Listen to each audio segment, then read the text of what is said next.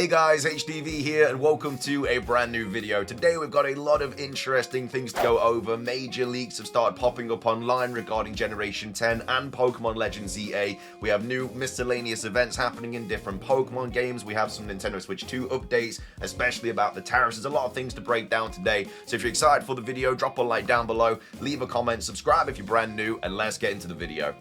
So, starting things off, let's quickly go over the new Pokemon TCG Pocket event. This started today on the 7th of April. We've got Cerebi here tweeting out saying, Cerebi update, the Pokemon TCG Pocket Pawmot drop event is now live, adding 5 new promo cards into the game. So these are the cards that you can get from today onwards. Floatzel, Pawmot, Machamp, Ekans, and Bidoof. I think Floatzel and Ekans are completely new cards, like Machamp and Bidoof are just different alt arts of the cards that we got in the Shiny Revelry set, but Floatzel and Ekans are brand new. And the Floatzel card I think is actually quite good as well. And then of course Pawmot's just an additional kind of rare card that you can grab from these promo packs. And again, you've got your event battles as well. I won't go through all of them individually because it's just beginner, intermediate, advanced, and expert, or whatever. These are your first time battle rewards as well for completing them. So you'll get XP, shop tickets, you'll get a potential... Well, the first time you complete it, you'll get a promo pack guaranteed, but then if you do like beginner, again, it's like 50% chance for a pack. And then also you get some pack hourglass. For the next one, you get 50 XP, a shop ticket, a promo pack, and 4 pack hourglasses. For the kind of advanced mode, you get 75 XP, 1 shop ticket, a promo pack, 6 pack hourglasses. And then for the hardest difficulty, you'll get 100 XP first time you complete it, a shop ticket, a promo pack, and 8 pack hourglass as well. I definitely recommend just doing expert every time because you're guaranteed a pack if you win. You won't lose any like event tokens, so it's definitely worth doing expert because again, beginner's like 50% chance for a promo pack. The only reason you're doing these are to get the promo pack, so you may as well be guaranteed one every time you win.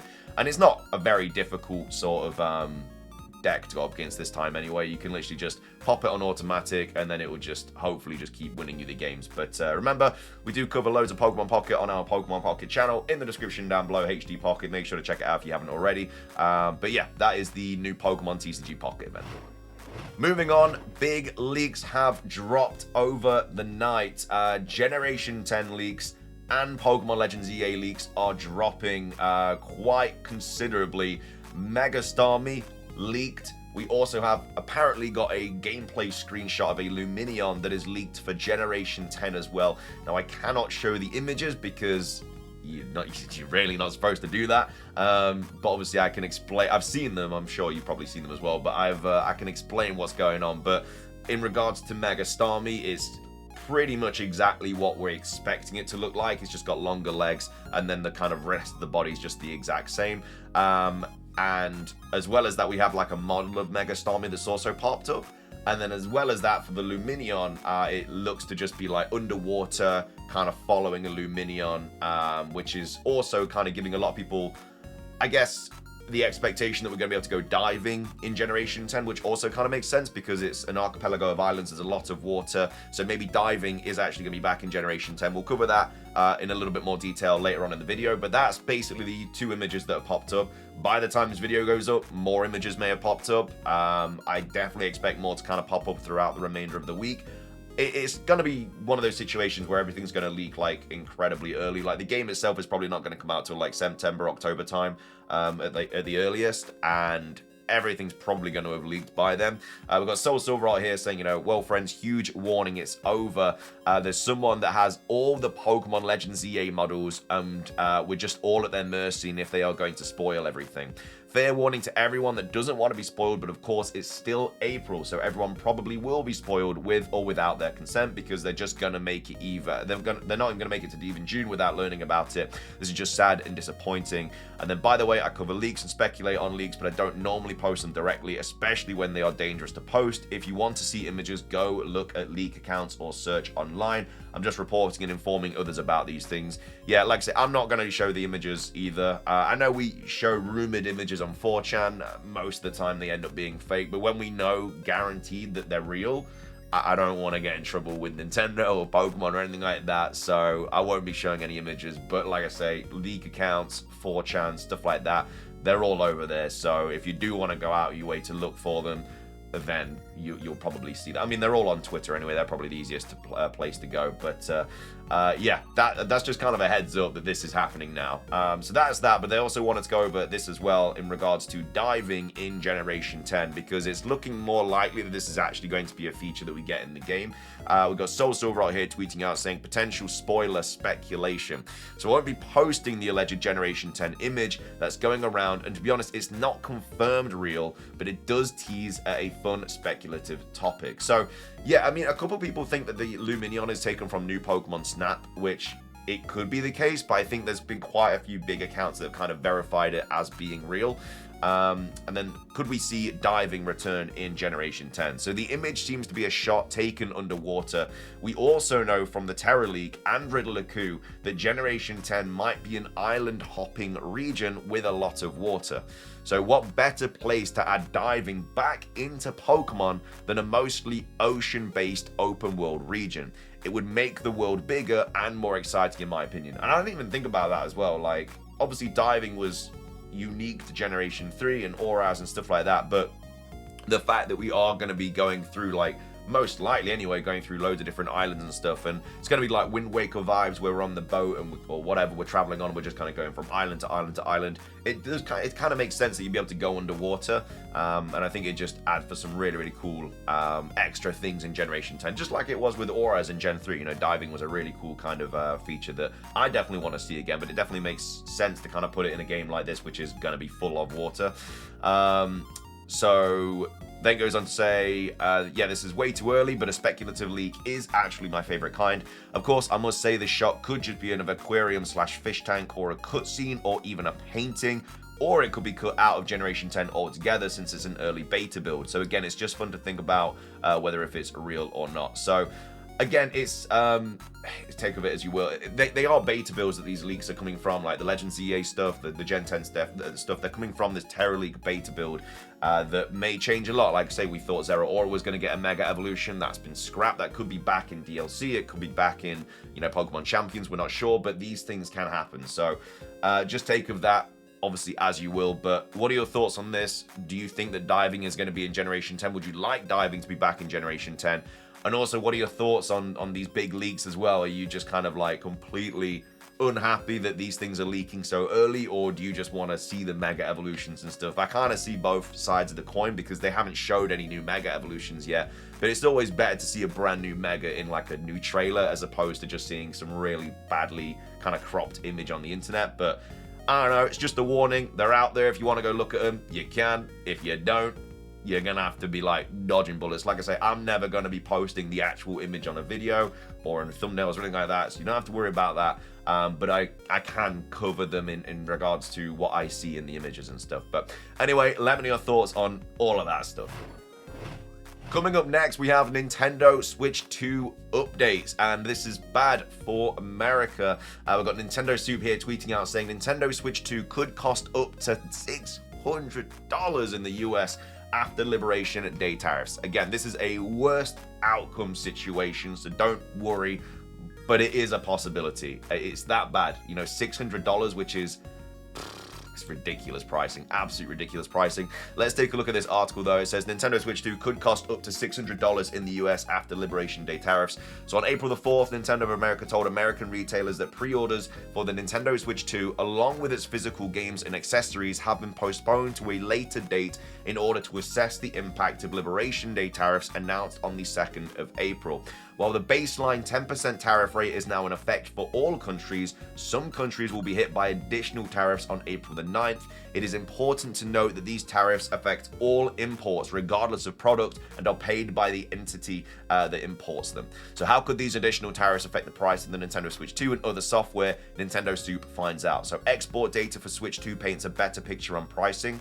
So Gibson at MST reported that the export data for Nintendo Switch 2 systems manufactured in Vietnam, destined for the US market, are valued at $338 per unit for customs duties.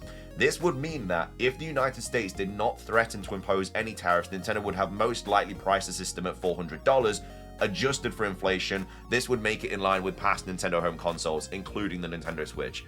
back in 2017, Nintendo Switch systems were valued at around $260 plus for customs duties, and the console continues to have a suggested retail price of $300. Unlike other platforms, Nintendo was making a small profit of each unit sold, and we could expect that Nintendo is also making a small profit of each Switch 2 console, which makes sense. Obviously, they're a business at the end of the day. They're going to want to make a profit on everything that they make. But the current Switch 2 SRP includes a 15% buffer for potential tariffs. So after the 2nd of April Nintendo Direct, retailer listings revealed that the standalone Switch 2 would cost $450 in the US, $50 more than the $400, the price that many fans and industry watchers expected. Based on the information we now know, this means that Nintendo expected the US government to impose a 15% tariff on imports. So aside from Japan, which has a Japanese-only system offered price due to the weak yen, the suggested retail price in all regions were priced around the same as the US in order to prevent reselling and parallel imports from other countries. This isn't unusual as most electronic companies such as Apple offer their products at a price point similar to US SRP in overseas markets for similar reasons. So the price that they've kind of given it us from the get-go was with this sort of like tariff in mind. So that's why it's a little bit more expensive than we would thought. And then it says Nintendo products are primarily manufactured in 5 key markets, and in principle, the Liberation Day tariffs will apply on all imports regardless of product. So here is the list. So Japan game cards 24%, China game consoles and accessories 54%, 20% universal tariffs, followed by 34% Liberation Day tariffs. Vietnam, so game consoles and accessories 46%, Cambodia game consoles and accessories 49%, and then Malaysia game consoles and accessories 24%. So at the moment, Nintendo is manufacturing Nintendo Switch 2 systems in China and Vietnam, with Vietnam handling all consoles destined for the US market. Nintendo Switch 2 accessories, on the other hand, come from 3 different sources, being China, Vietnam, and Cambodia. Game cards are manufactured in Japan, and games for the US market are shipped to North America for final assembly. While Malaysia and Cambodia have been used for production of some Nintendo Switch systems during the COVID-19 public health emergency, seems that Nintendo isn't using these countries to produce Nintendo Switch 2 systems at this time. Based on these numbers, here's how much the Switch 2 will be priced at if Nintendo exports from the 4 countries after the tariffs. So China, $600, Vietnam, $570, Cambodia, $580, Malaysia, $490. So assuming Nintendo continues to rely on Vietnam, the SRP would have to be adjusted to $570, while Malaysia offers the smallest increase at $490.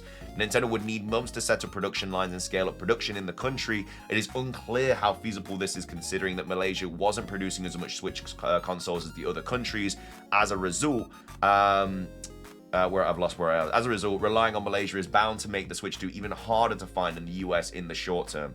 So the 24% tariff on game cards from Japan may also affect the price of Nintendo Switch 2 physical games unless publishers decide to eat the cost. And then currently there is a $10 price difference between the physical and digital versions of first-party Nintendo Switch 2 titles. The markup could be explained by higher manufacturing costs as well as a buffer for tariffs. Assuming that buffer was also 15%, the SRP of a physical game from Nintendo could increase by up to $5 in the US. As for other accessories, price increases are guaranteed due to the large tariffs. SRPs could increase by up to 50% as all 3 countries Nintendo are relying on for accessories are heavily affected. So that's basically why it's like kind of going so bad. Like basically the kind of production of the console in these main countries are where they're being hit hardest with the tariffs. And so if they continue to kind of use these countries with these tariffs, with the increase that is expected, these kind of are the price it's gonna cost, which is it's so bad, man. I don't even know. It's just awful. But the best course of action for Nintendo at this point is to wait. Countries are responding to the tariffs, and Vietnam is trying to negotiate by removing all their tariffs on US imports. If no resolution is found on the tariffs, American customers must be prepared for price increases beyond the current SRPs. Tariffs will not just affect the Switch 2 as well. It's also important to note that the tariffs will not just affect Nintendo Switch 2, but other products offered by Nintendo's competitors, as well as products outside the gaming industry. These price increases will only be known after companies run out of their existing inventory imported before the tariffs in the US. So it's very scary. I mean, everything's going up, but the fact that it could be going up by these kind of prices is just, it's beyond bad, man. Honestly, like $450 to $600, and that's just the base console. And then games could be going up for $5 to $10. Accessories are going to be going up as well. It's just, I don't know, man. It's just so bad. I mean, we all know how bad it is, but the fact it was already bad. and it's going to potentially get even worse. Again, they are trying to work out these things. You know, Vietnam's trying to negotiate, and hopefully these do come to play, and you know, it does all get sorted out. But if nothing changes, yeah, I mean, we might get an announcement around the 9th, because that's when we'll get updates and stuff regarding it. But it's not looking good. It's looking scary. Yeah, I feel for you guys across the pond, man, because it's just absolutely, it's just extortion. It's ridiculous. It's not Nintendo's fault. Obviously, they have to put the price up because they are paying more for the tariffs and stuff like that. And again, the price was already with a 15% tariff increase in mind. So that's why it was originally expensive.